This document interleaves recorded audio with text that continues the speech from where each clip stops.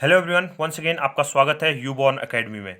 जैसा कि हम पहले बता चुके हैं कि हम इस चैनल में कक्षा 6 से कक्षा 10 तक की साइंस को पूरी तरह डिकोड करेंगे। क्लास 9th के अंतर्गत साइंस का ये सेकंड चैप्टर चल रहा है जिसका नाम है is matter around us pure, क्या हमारे आसपास के पदार्थ शुद्ध हैं। इससे पहले हम इस चैप्टर के 8 वीडियोस देख चुके हैं जिसमें हमने जो मिक्सचर था उसको डिस्कस किया था, एनसीईआरटी में दी गई एक्टिविटी को डिस्कस किया था, जो कॉलोडियल सॉल्यूशन है उस कॉलोडियल सॉल्यूशन को जनरल इंट्रोडक्शन देखा था। उसके बाद हमने कॉलोडियल सॉल्यूशन की जो फिजिकल स्टेट है, मैटर की जो फिजिकल स्टेट है, फिजिकल स्टेट के बेस पे उसको 8 डिफरेंट टाइप्स में डिवाइड किया जाता है, तो उसको डिस्कस किया था। आज के इस वीडियो में हम सेपरेटिंग ऑफ कंपोनेंट्स, ठीक है, यानी जो हमारे पास कंपोनेंट्स होंगे उसको मिक्सचर में से हम कैसे सेपरेट करते हैं तो उसको डिस्कस करेंगे। जिसने चैनल को अभी तक सब्सक्राइब नहीं किया वो सब्सक्राइब कर लें ताकि आपको पूरे वीडियो मिलते रहें। चलिए शुरू करते हैं। Is matter around us pure, क्या हमारे आसपास के पदार्थ शुद्ध हैं, part 9। Separating the components of a mixture, यानी जो मिक्सचर होगा, आपको दिया गया मिक्सचर होगा जिसमें क्या होंगे, डिफरेंट कंपोनेंट्स प्रेजेंट होंगे।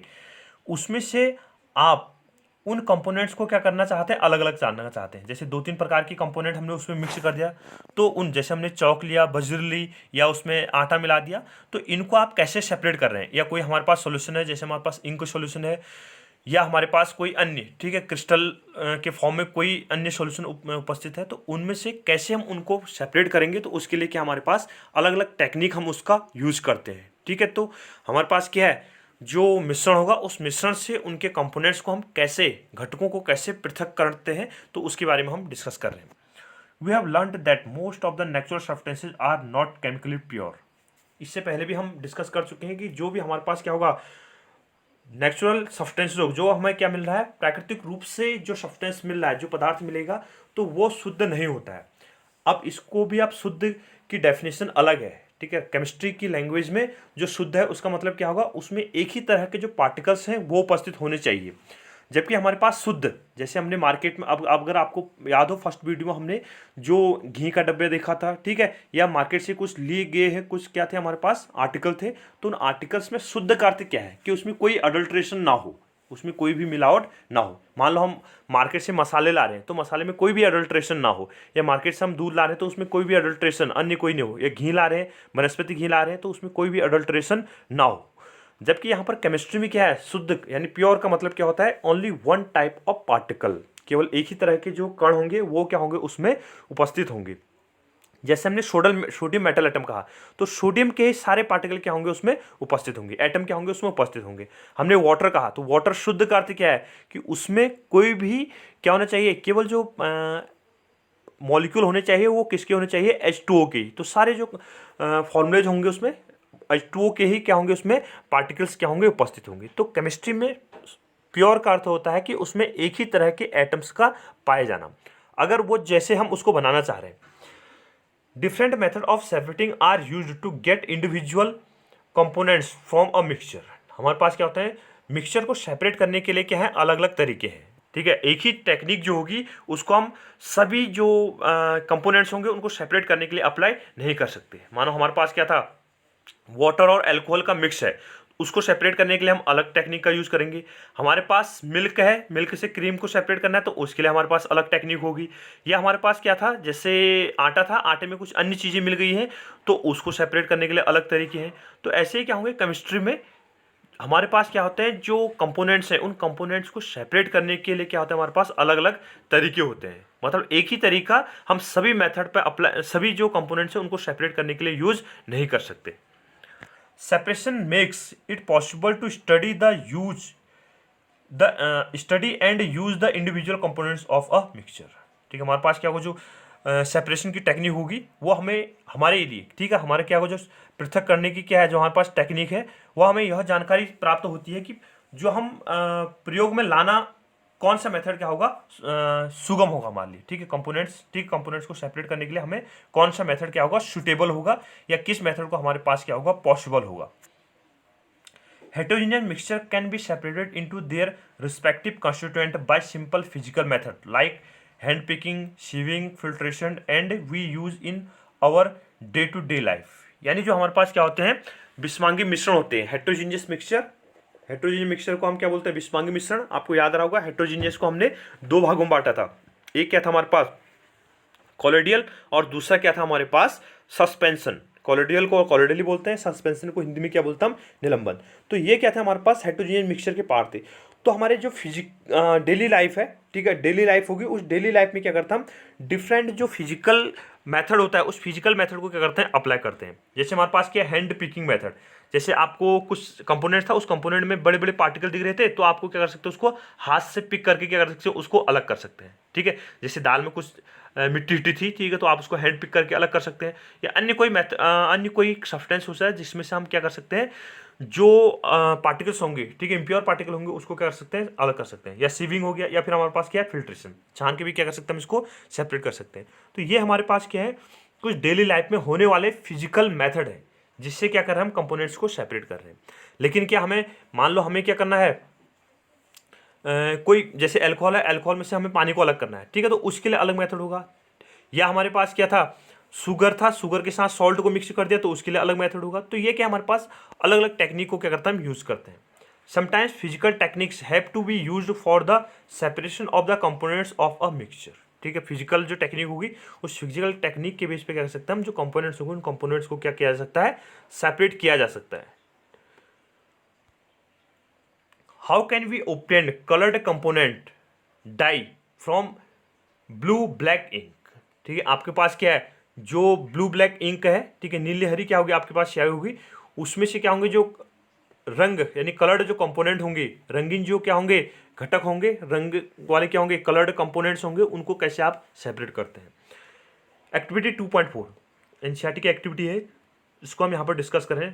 Fill half a beaker with water. आपको क्या करना है आधा बीकर क्या ले लेना है पानी ले लेना है। Put a wash glass on the mouth of the beaker. उसके बाद क्या करना है आपको एक जो वॉश ग्लास होगी उस वॉश ग्लास को क्या करना है बीकर के माउथ पे क्या करना है रख देना है। ठीक है, आपको एक सिंपल सा बीकर नहीं है तो आप घरों में भी एक्टिविटी को कर सकते हैं। तो हमने क्या लेना एक गिलास ले सकते हैं, फिर घरों में बीकर नहीं होगा तो ग्लास ले सकते हैं, गिलास में क्या करना हाफ पानी ले सकते हैं उसमें। उसके बाद क्या करना है एक कांच ग्लास, ठीक है, ग्लास को क्या कर सकते हैं उसके ऊपर माउथ पे क्या कर सकते हैं रख सकते हैं। Put few drop of ink on the wash glass. उसके बाद क्या करना आपको जो आपने वॉश ग्लास ली है, वॉश ग्लास आपने देखोगी लेबोरेटरी में, ठीक है, एक कांच की क्या होती है एक प्लेट जैसी होती है, ठीक है, कटोरी जैसी होती है, तो उसे क्या बोलता हूँ वॉश ग्लास। तो आपको क्या करना है वहाँ पर उसमें कुछ ड्रॉप क्या डालनी है इंक की डाल देनी है। Now start heating the beaker. We do not want to heat the ink directly, you will see that evaporation is taking place from the wash glass. आपको कहना उसके बाद जिस वॉश ग्लास में आपने क्या ली है इंक ली है, तो उस इंक को क्या करना है आपको उसके बाद क्या करना है गर्म करना है। जैसे बीकर होगा आगे यहाँ पर डायग्राम दिया गया, देखो यहाँ पर क्या हमारे पास ये बीकर पानी लिया हुआ है, ठीक है, आधा इसको हमने पानी से भर दिया। उसके बाद ये आपके पास क्या है वॉश ग्लास है, इस वॉश ग्लास के ऊपर आपने क्या रखी है इंक रखी हुई है, ठीक है, आप इसमें ब्लू या ब्लैक कोई भी इंक रख सकते हैं। उसके बाद क्या करेंगे आप इस बर्नर की सहायता से, गैस बर्नर हो सकता है या फिर आपके लेबोरेटरी में क्या होगा जो लैंप होगा उस लैंप की सहायता से क्या कर सकता है आप इसको कंटिन्यूसली क्या करेंगे हीट करेंगे। जब इसको आप हीट करेंगे तो हीट करने के बाद क्या होगा पानी गर्म होगा, पानी गर्म होगा तो उसके बाद क्या होगा ये पानी में से जो वाष्प निकलेगी वेपर जो निकलेगी वो क्या करेगा वॉश ग्लास को हीट करेगा।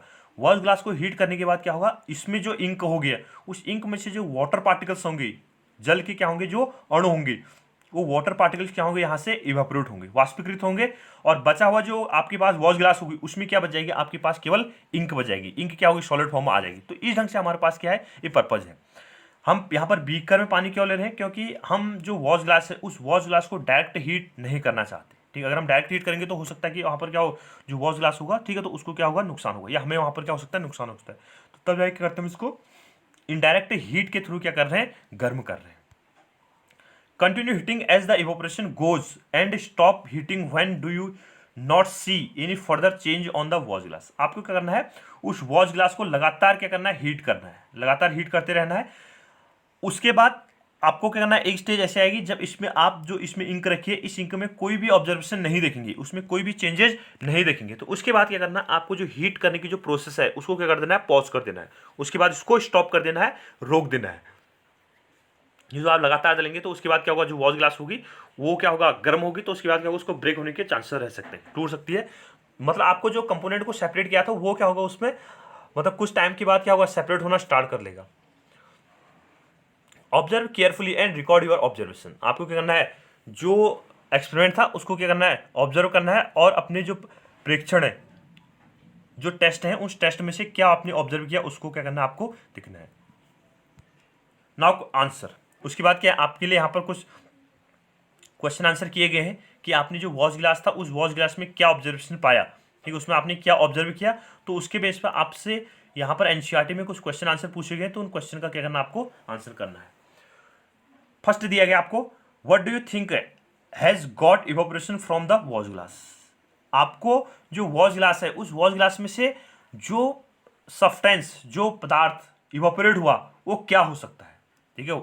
इवोपरेट यानी वॉच ग्लास में से जो इवोपरेट हुआ कंपोनेंट है या सब्सटेंसेज है, वो सब्सटेंस क्या हो सकता है, बताइएगा क्या होगा। इंक है, इंक के साथ क्या होगा, इंक का सॉल्यूशन होगा, इंक के साथ क्या होगा, पानी होगा, तो वाटर क्या होगा, वहां से इवोपरेट हुआ होगा। Is there any residue on the watch glass. जो वॉच ग्लास है उसमें कोई अवशेष बचता है या नहीं बचता है, तो आपसे क्या है, क्वेश्चन पूछा गया है। ऑब्वियसली जो इंक के पार्टिकल्स होंगे, इंक क्या होगी, उसमें से क्या होगा, लिक्विड, लिक्विड क्या होगा, वहां से वाटर अलग हो जाएगा, तो उसमें क्या होगा, जो इंक यानी जो आपने ब्लू या ब्लैक इंक ली थी वो क्या होगा, सॉलिड फॉर्म में क्या होगा, वहां पर रेसिड्यू के फॉर्म में क्या हो जाएगा, अलग हो जाएगा, अवशेष बन जाएगा वहां पर। क्योंकि आपने देखा होगा जो इंक होती है वो इंक कैसे बनती है, मार्केट से कुछ क्या लेता है, डाई जैसे लेते हैं, आज छोटी छोटी जो इंक होती है उसकी टिक्की जैसे लेते हैं, तो उसको क्या किया जाता है, वाटर में डिजोल्व किया जाता है, तो इंक तैयार हो जाती है। तो उसी तरह के क्या मिलेंगे आपको, सब्सटेंसेस सॉलिड फॉर्म में क्या होगा, वहां पर अलग हो जाएगा।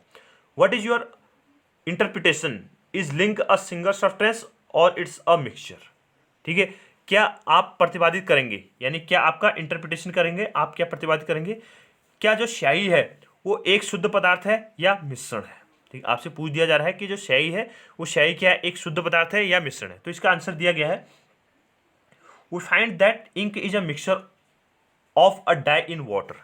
ठीक है, जो इंक होगी वो क्या है, जल में क्या होगा, मिक्स डाई, और जो वाटर है उसका क्या है, मिक्सचर है। ठीक है, यानी जो इंक बनी है उसमें वाटर और डाई दो कंपोनेंट क्या किए गए, उसमें मिक्स किए गए।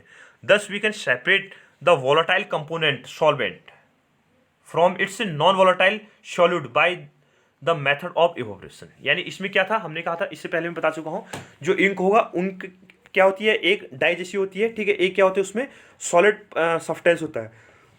तो जो सॉलिड सब्सटेंस होगा वो क्या होगा, नॉन वोलेटाइल होगा। सॉलिड क्या होगा, सॉलिड, सॉलिड का मतलब जो सॉल्यूट होगा उसमें। ठीक है, हमने जो इंक ली थी, इंक की जो क्या ली थी, हमने डाई ली थी, तो वो क्या था, नॉन वोलेटाइल था। ठीक है, वो वाष्पीकृत नहीं होने वाला था। जबकि जो सॉल्वेंट था, सॉल्वेंट क्या लिया था हमने, वाटर। ठीक है, सॉल्वेंट क्या लिया हमने, वाटर। तो वाटर क्या हो जाएगा, यहाँ से इवापोरेट हो जाएगा, वाष्पीकृत हो जाएगा। तो वाष्प के बाद क्या होगा, वो वेपर फॉर्म में एटमॉस्फेयर में चले जाएगा। बचे हुए जो आपके पास वॉच ग्लास थी, उस वॉच ग्लास में क्या होगा, केवल नॉन वोलेटाइल सॉल्यूट होगा। ठीक है, नॉन वोलेटाइल जो आपने डाई ली थी, ठीक है, उस सॉलिड फॉर्म में क्या होगा, वहां पर रेसिड्यू के रूप में क्या हो जाएगा, अलग हो जाएगा। तो ये क्या था हमारे पास, जो टेक्निक जिसमें क्या होता है, एक कंपोनेंट नॉन सॉल्युबल हो, एक कंपोनेंट क्या होगा, सॉल्युबल होगा। ठीक है, एक कंपोनेंट क्या होगा, वोलेटाइल, ठीक है, जिसको क्या करता हम वाष्पीकृत कर सकते हैं, और दूसरा क्या था, नॉन वोलेटाइल। तो इस तरह के कहीं पर कोई मिक्सचर है तो उसको सेपरेट करने के लिए क्या करता हम, इवापोरेशन टेक्निक का यूज करते हैं। यानी वाष्पीकरण के दौरान हम एक वोलेटाइल वाष्प होने वाले पदार्थ को अवाष्पशील जो पदार्थ होगा उससे क्या किया जा सकता है, सेपरेट किया जा सकता है। इसके बाद जो हमारे पास अगली टेक्निक होगी, कैसे हम सेंट्रिफिकेशन लगाते हैं, या अन्य जो डिफरेंट मेथड है कंपोनेंट्स को सेपरेट करने के लिए, उसको हम अगली वीडियो में कंटिन्यू करेंगे। Thank you. वीडियो को लाइक कीजिए, शेयर कीजिए और सब्सक्राइब कीजिए। मिलते हैं अगले वीडियो में।